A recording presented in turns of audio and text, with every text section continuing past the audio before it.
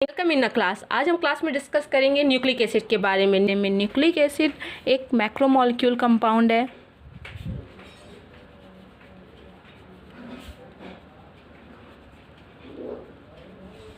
Macromolecule compound है जो सभी लिविंग ऑर्गेनिज्म में पाया जाता है। किस फॉर्म में? डीएनए और आरएनए फॉर्म में। डीएनए और आरएनए के फॉर्म में पाया जाता है, इन फॉर्म ऑफ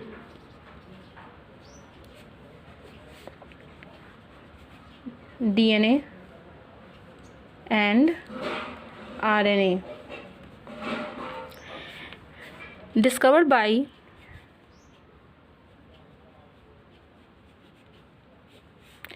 फ्रेडरिक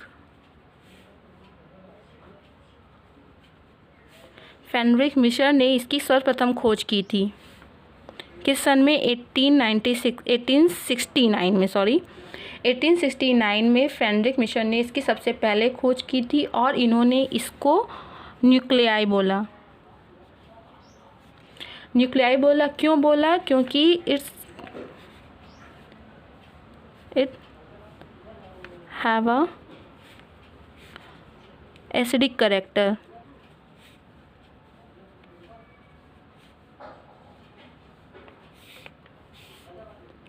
इसमें एसिडिक कैरेक्टर पाया जाता था। न्यूक्लिक एसिड को हम न्यूक्ली भी कहते हैं इसके एसिडिक कैरेक्टर के कारण। इसका नाम इन्होंने फ्रेडरिक मिशर ने दिया था 1869 में।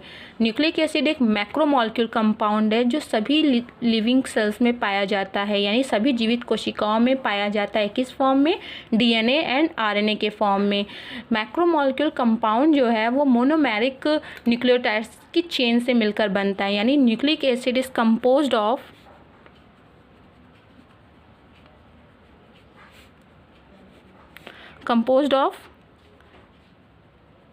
chain of monomeric nucleotide.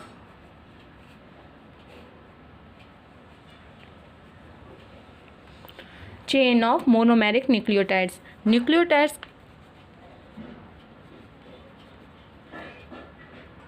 Nucleotide is made by pentose sugar,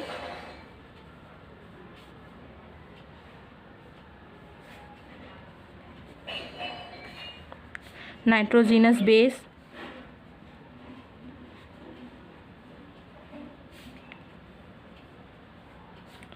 plus phosphate group.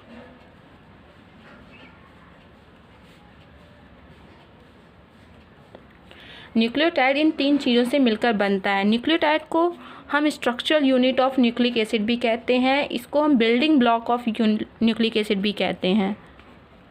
Structural unit of nucleic acid and also called building block.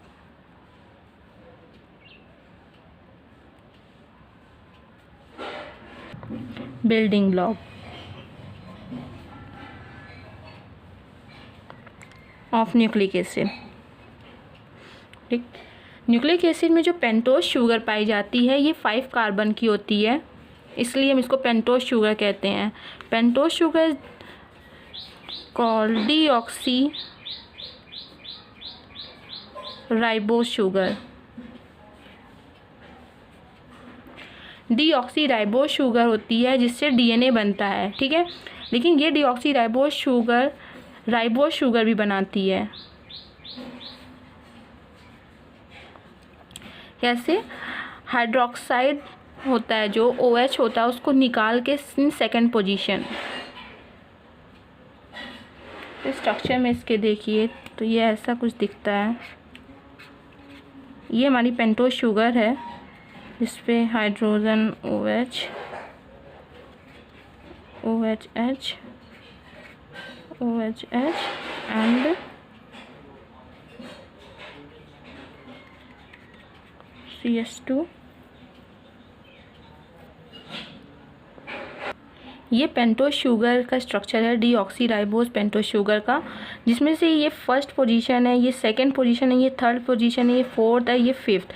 जो सेकंड पोजीशन वाला हाइड्रोक्सिल ग्रुप होता है वो रिप्लेस हो जाता है। रिप्लेस होने के बाद ये राइबोज शुगर बनाता है। राइबोज शुगर का स्ट्रक्चर कुछ ऐसा दिखता है।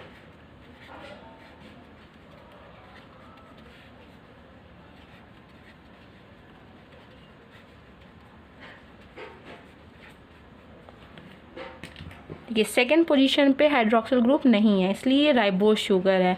और यहाँ पे ऑक्सीजन है एक्स्ट्रा, इसलिए डीऑक्सीराइबोज शुगर है।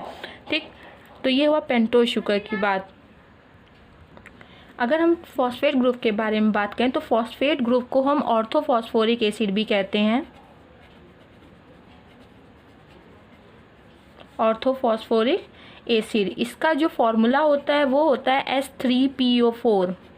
ठीक, इसमें 3 हाइड्रोजन, 1 फॉस्फर और 4 ऑक्सीजन ग्रुप होते हैं, इसलिए इसको हम ऑर्थोफॉस्फोरिक एसिड भी कहते हैं। अब बात बचती है नाइट्रोजिनस बेस के बारे में। इससे पढ़ने से पहले एक और चीज़ जान लीजिए कि जो पेंटोज शुगर है और फॉस्फेट ग्रुप है, ये दोनों अटैच होके एक बेस बनाते हैं। बेस यानी बैकबोन बनाते हैं, जिसपे नाइट्रोजिनस बेस आके लगता है और एक बिल्डिंग ब्लॉक बन जाती है। नाइट्रोजिनस बेस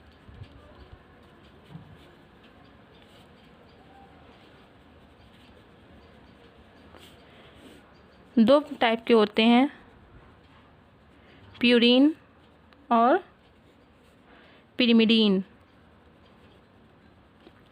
प्यूरीन जो होता है वो उसमें एडेनाइन,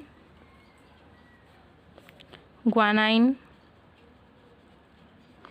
आते हैं। एडेनाइन को हम ए से डिनोट करते हैं, ग्वानाइन को हम जी से डिनोट करते हैं। और पिरामिडीन में जो आता है वो आता है साइटोसाइन। साइटोसाइन को हम सी से डोनेट करते हैं और थाइमाइन को टी से डिनोट करते हैं। फिर थाइमिन के बाद आता है यूरेसिल। यूरेसिल आरएनए में ही पाया जाता है, आरएनए न्यूक्लिक एसिड में ही पाया जाता है, डीएनए न्यूक्लिक एसिड में नहीं पाया जाता है, इसको हम यू से डिनोट करते हैं। ठीक, प्यूरीन, पिरामिडीन, ये दोनों ही हेट्रोसाइक्लिक एरोमेटिक कंपाउंड है। इसका स्ट्रक्चर हम बना देते हैं। ये उसका स्ट्रक्चर है। प्यूरीन और एडेनिन ग्वानिन कैसे दिखते हैं, ये उसका एक केमिकल स्ट्रक्चर है। ये आपका एडेनिन है, ये ग्वानिन है, यहाँ ऑक्सीजन ग्रुप लगा हुआ है, ये ग्वानिन है, ये साइटोसिन, ये थायमीन और ये है आपका यूरेसिल। ठीक, यूरेसिल, थायमीन,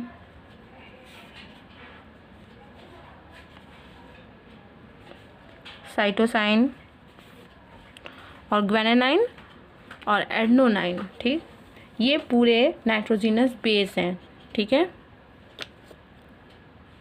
अगर हम सभी न्यूक्लियोटाइडों का नाम लिखें कैसे न्यूक्लियोटाइड कंपोज होते हैं, तो हम इसको लिख सकते हैं राइबो न्यूक्लियोटाइड, जो राइबोज शुगर से जुड़ के बनते हैं। राइबो न्यूक्लियोटाइड जो राइबोज शुगर से बनते हैं, और डीऑक्सी राइबो न्यूक्लियोटाइड जो डीऑक्सी राइबोज न्यूक्लियोज से बनते हैं। ठीक, ribo nucleotide, deoxy ribo nucleotide. ठीक है, अब एडेनाइन, ग्वानिनाइन, साइटोसाइन, थायमीन और यूरेसिल से हम राइबो न्यूक्लियोटाइड और डीऑक्सी राइबो न्यूक्लियोटाइड मिलकर बनाएंगे। तो राइबो न्यूक्लियोटाइड में बनेगा AMP, एडेनोसाइन मोनोफॉस्फेट, ए से। जी से बनेगा ग्वानोनाइन मोनोफॉस्फेट, सी से बनेगा साइटोसाइन मोनोफॉस्फेट, और जी तो हो गया है, टी से बनेगा थायमीन मोनोफॉस्फेट। ठीक है, इसी प्रकार डीऑक्सी राइबो न्यूक्लियोटाइड में बनाएंगे तो ए से बनेगा deoxy adenosine monophosphate, deoxy guanosine monophosphate, deoxy cytosine monophosphate, deoxy thymine monophosphate. ये अभी सब जो है डीएक्टिवेट फॉर्म में है। ये जब एक दूसरे से कनेक्ट होते हैं तब ट्राईफॉस्फेट में कन्वर्ट होते हैं, तब ये एक्टिवेट फॉर्म में बनते हैं। ठीक, अनएक्टिवेटेड ये सभी अनएक्टिवेटेड हैं। जब ये इसमें एक और फॉस्फेट ग्रुप अटैच होगा तब ये ट्राईफॉस्फेट में कन्वर्ट होंगे, ट्राईफॉस्फेट में कन्वर्ट होके या डाईफॉस्फेट में कन्वर्ट होके एक्टिव फॉर्म में बदलेंगे।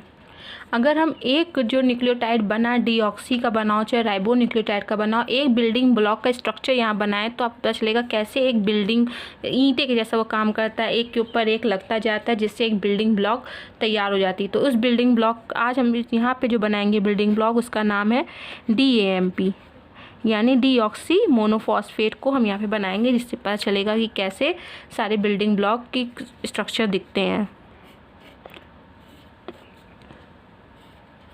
तो सबसे पहले पेंटोज शुगर बना लीजिए।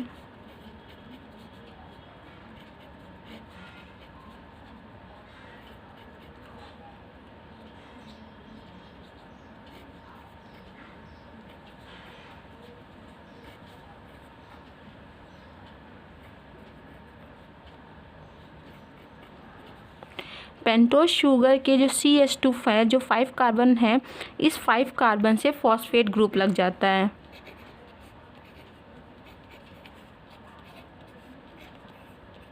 ठीक, 5 कार्बन पे 5 carbon 4 carbon 4 carbon 3 carbon 2 carbon 1 carbon.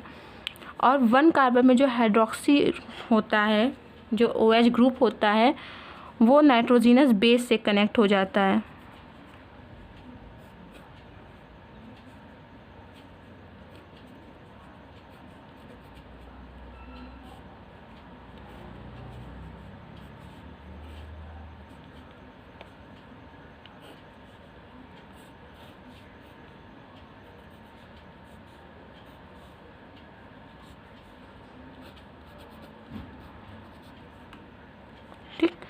ये नाइट्रोजिनस बेस से कनेक्ट हो गया, ये आपका है nitrogenous base.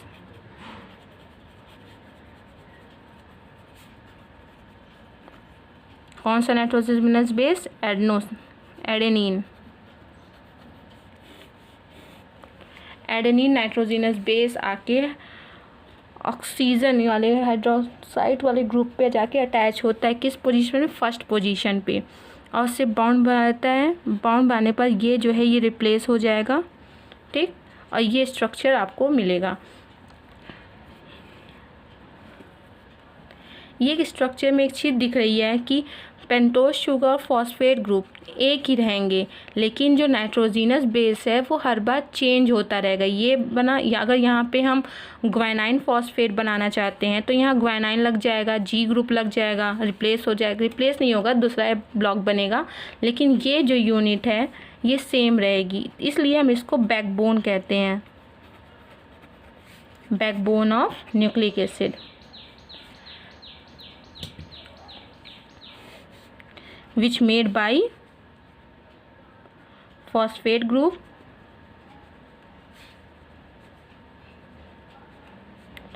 plus pentose sugar. ठीक, इसी बैकबोन पे सारे नाइट्रोजिनस बेस आके अटैच होते हैं और दूसरे जो से कॉम्प्लीमेंट्री बोन्स होती है उसको भी अटैच करते हैं। और नाइट्रोजिनस बेस जो होते हैं, एक पॉइंट और, nitrogenous base connected by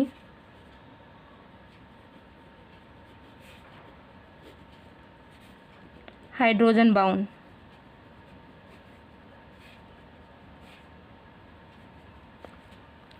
hydrogen bound के द्वारा नाइट्रोजिनस बेस कनेक्ट होते हैं। सो न्यूक्लिक एसिड का ये पूरा स्ट्रक्चर है। अब हम जो नेक्स्ट क्लास आएगी उसमें डिस्कस करेंगे DNA के बारे में। DNA होता क्या है, DNA की स्ट्रक्चर कैसा होता है, कितने प्रकार का होता है। ठीक है, तो see you in the next class.